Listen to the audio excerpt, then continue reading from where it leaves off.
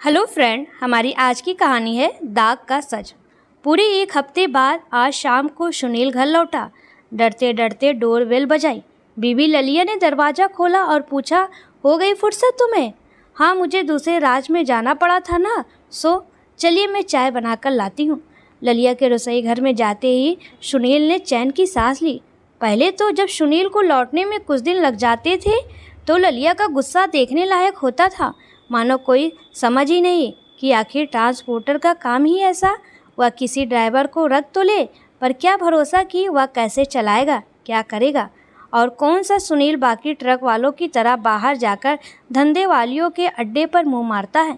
चाहे जितने दिन हो जाए, घर से ललिया के ओठों का रस पीकर जो निकलता तो दोबारा फिर घर में ही आकर रसपान करता। लेकिन कौन समझाए ललिया को? वह तो इधर 2-4 बार से इसकी आदत कुछ कुछ सुधरी हुई है। तुनकती तो है, लेकिन प्यार दिखाते हुए। चाय पीते समय भी सुनील को घबराहट हो रही थी। क्या पता कब माथा ठनक उठे। माहौल को हल्का बनाने के लिए सुनील ने पूछा, आज खाने में क्या बना रही हो? लिट्टी चोखा। अरे वाह, लिट्टी चोखा, बहुत बढ़िया।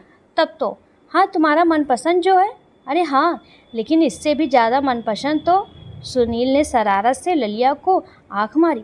हाँ हाँ, वो तो मेरा भी, ललिया ने भी इठलाते हुए कहा और उसी घर में चली गई। खाना खाते समय भी बार बार सुनील की नज़र ललिया की छाती पर चली जाती। रह रहकर ललिया के हिस्से से जूठी लिट्टी के टुकड़े उठा लेता, जबकि दोनों एक ही थाली में खा रहे थे। अरे तुम्हारी तरफ इतना सारा रखा हुआ है तो मेरा वाला क्यों ले रहे हो? तुमने दांतों से काट कर इसको और चटपटा जो बना दिया है। हटो, खाना खाओ पहले अपना ठीक से, बहुत मेहनत करनी है आगे। ललिया भी पूरे जोश में थी। दोनों ने भर पेट खाना खाया। ललिया बर्तन रखने चली गई और सुनील पिछवाड़े जाकर टहलने लगा। तभी उसने देखा कि किसी की चप्पलें पड़ी हुई थी। ये कुत्ते भी क्या क्या उठा कर ले आते हैं। सुनील ने झल्लाकर उन्हें लात मार कर दूर किया और घर में घुसकर दरवाज़ा बंद कर लिया। सुनील बेडरूम में पहुंचा तो ललिया टेलीविज़न देखती मिली। वह मच्छरदानी लगाने लगा। दूध पिएंगे? ललिया ने पूछा। तो और क्या, बिना पिए ही रह जाएंगे? सुनील भी तपाक से बोला। ललिया ने सुनील का भाव समझकर उसे एक चप्पत लगाई और बोली, मैं भैंस के दूध की बात कर रही हूँ। ना ना, वह नहीं, मेरा पेट लिट्टी चोखा से ही भर गया है, सुनील ने कहा। चलो तो फिर सोया जाए। ललिया टेलीविज़न बंद कर मच्छरदानी में आ गई। बत्ती तक बुझाने का किसी को होश नहीं रहा। कमरे का दरवाज़ा भी खुला रह गया। जैसे उनको देख देख कर शर्मा रहा था, वैसे भी घर में उन दोनों के अलावा कोई रहता नहीं था।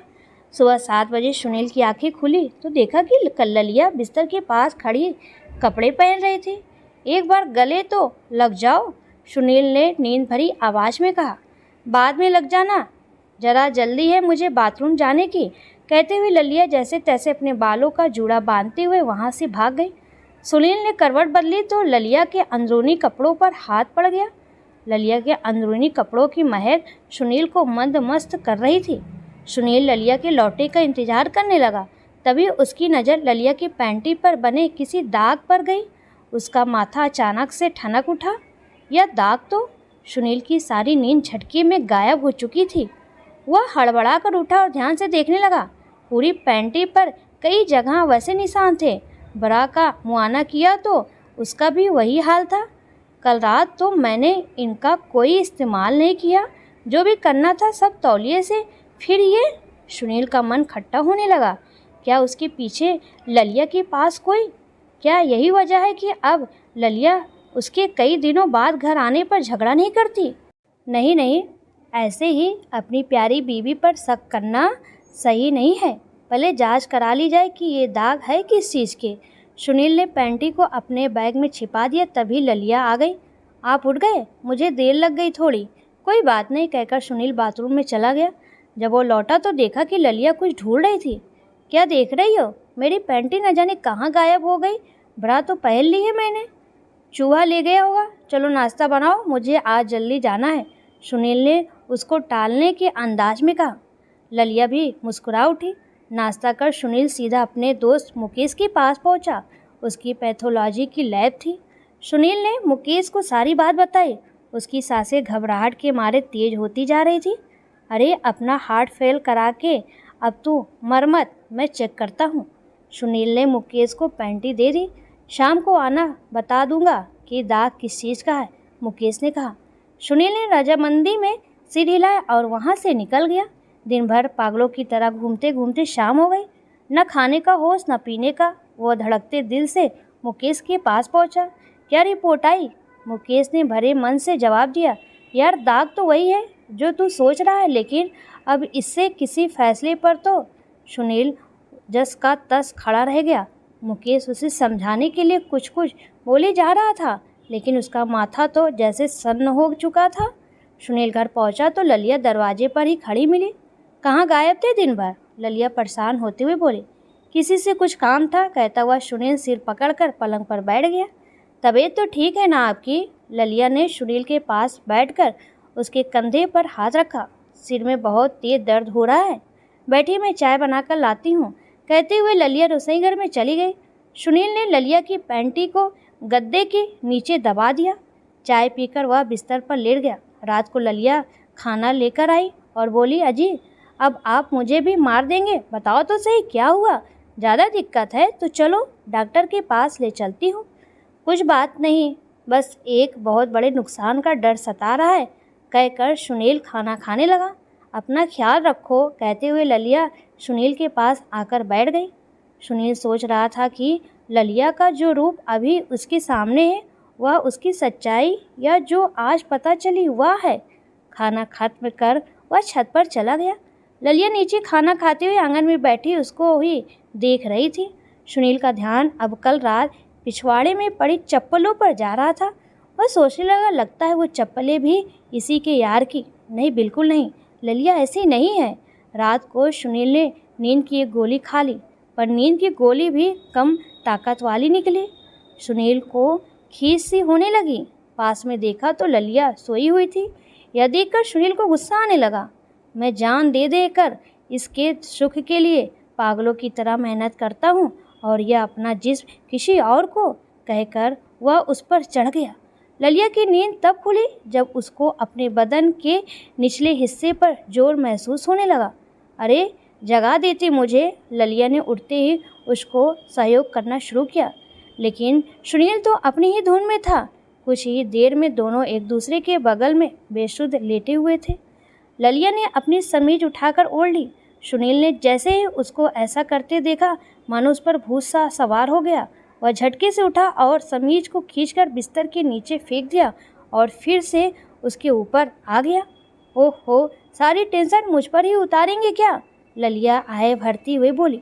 सुनील के मन में पल रही नाइंसाफ़ी की भावना ने गुस्से का रूप ले लिया था। ललिया को छुटकारा तब मिला जब सुनील थककर चूर हो गया। गला तो ललिया का भी सूखने लगा था, लेकिन वह जानती थी कि उसका पति किसी बात से परेशान है। ललिया ने अपने आप को संभाला। उठकर थोड़ा पानी पीने के बाद उसी की चिंता करते करते कब उसको दोबारा नींद आ गई कुछ पता न चला। ऐसे ही कुछ दिन गुजर गए। हंसने हंसाने वाला सुनील अब बहुत गुमसुम रहने लगा था और रात को तो ललिया की एक न सुनने मानो उसकी आदत बनती जा रही थी। ललिया का दिल किसी अनहोनी बात से कांपने लगा था। वह सोचने लगी थी कि इनके माँ पिताजी को बुला लेती हूँ, वही समझा सकते हैं कुछ। एक दिन ललिया बाजार गई हुई थी। सुनील छत पर टहल रहा था। शाम होने को थी, बादल घिर आए थे। मन में आया कि फ़ोन लगाकर ललिया से कहे कि जल्दी घर लौट आए, लेकिन फिर मन उचड़ गया। थोड़ी देर बाद ही सुनील ने सोचा, कपड़े ही ले आता हूँ, छत से सूख गए होंगे। सुनील छत पर गया ही था कि देखा पड़ोसी बीरबल बाबू के किराएदार का लड़का रंगवा, जो कि 18-19 साल का होगा, दबे पैर उसकी छत से ललिया के अंदरूनी कपड़े लेकर अपनी छत पर कूद गया। शायद उसे पता नहीं था कि घर में कोई है, क्योंकि ललिया उसके सामने बाहर गई थी। यह देखकर सुनील चौंक गया। उसने पूरी बात का पता लगाने का निश्चय किया। वह भी धीरे से उसकी छत पर उतरा और सीढ़ियों से नीचे आया। नीचे आते ही उसको एक कमरे से कुछ आवाज़ें सुनाई दी। सुनील ने झांककर देखा तो रंगवा अपने हम उम्र ही किसी गुंडे से दिखने वाले लड़के से कुछ बातें कर रहा था। अबे रंगवा, तेरी पड़ोसन तो बहुत अच्छा माल है रे। हाँ, तभी तो उसकी प्रॉपर्टी के लिए भटकता हूँ, कहकर वह हंसने लगा। इसके बाद सुनील ने जो कुछ देखा उसे देखकर उसकी आंखें फटी रह गई। दोनों ने ललिया के अंदरूनी कपड़ों पर अपना जोश निकाला और रंगवा बोला, अब मैं वापस उसकी छत पर रखाता हूँ, वह लौटने वाली होगी। अबे कब तक ऐसे ही करते रहेंगे? कभी असली में उसको मिलेगी, लेकिन उस पर तो पवित्रा होने का फितूर है। वह किसी से बात तक नहीं करती। पति के बाहर जाते ही घर में झाड़ू भी लगाने का होश नहीं रहता उसे, न ही बाल संवारती है वह। कभी दबोचेंगे रात में उसे, रघुआ कहते हुए कमरे के बाहर आने लगा। सुनील जल्दी से वापस भागा और अपनी छत पर कूद के छिप गया। रघुआ भी पीछे से आया और उन गंदे किए कपड़ों को वापस तार पर डालकर भाग गया। सुनील को अब सारा मामला समझ आ गया था। रंगवा इलाके में आए दिन अपनी घटिया हरकतों के चलते थाने में अंदर बाहर होता रहता था। उसके बुरे संग से उसके माँ बाप भी परेशान थे। सुनील को ऐसा लग रहा था जैसे कोई अंदर से उसके सिर पर बर्फ रगड़ रहा है।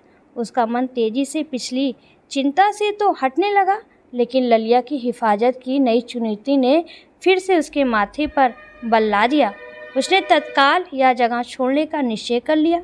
ललिया भी तब तक लौट आई। आते ही वह बोली, सुनिए, आपकी माँ का फ़ोन कर देती हूँ, वो समझाएंगे अब आपको। सुनील ने उसको सीने से कसकर चिपका लिया। तुम साथ हो ना, सब ठीक है और रहेगा। अरे लेकिन आपकी यह उदासी मुझसे देखी नहीं जाती है। अब आज के बाद यह उदासी नहीं दिखेगी। खुश, मेरी जान लेकर ही मानेंगे आप। बोलते बोलते ललिया को रोना आ गया। यह देखकर सुनील की आंखों से भी आंसू छलकने लगे थे। वह सिसकते हुए बोला, अब मैं ड्राइवर रख लूँगा और खुद तुम्हारे पास ज़्यादा से ज़्यादा समय ललिया तुम्हारे साथ रहूँगा। दोनों एक दूसरे के बाहों में ऐसे खोए थे जैसे दुनिया की खबर ही न हो। सुनील मन में सोचने लगा, अगर सच्चाई न पता होता तो मेरी हंसती खेलती दुनिया ही उजड़ जाती। सच में दोस्तों, किसी पर भी शंका ऐसे नहीं करना चाहिए जब तक पूरी तरीके से उसकी जानकारी ना ले ले। दोस्तों, आपको ये कहानी कैसी लगी प्लीज़ कमेंट में ज़रूर बताएं।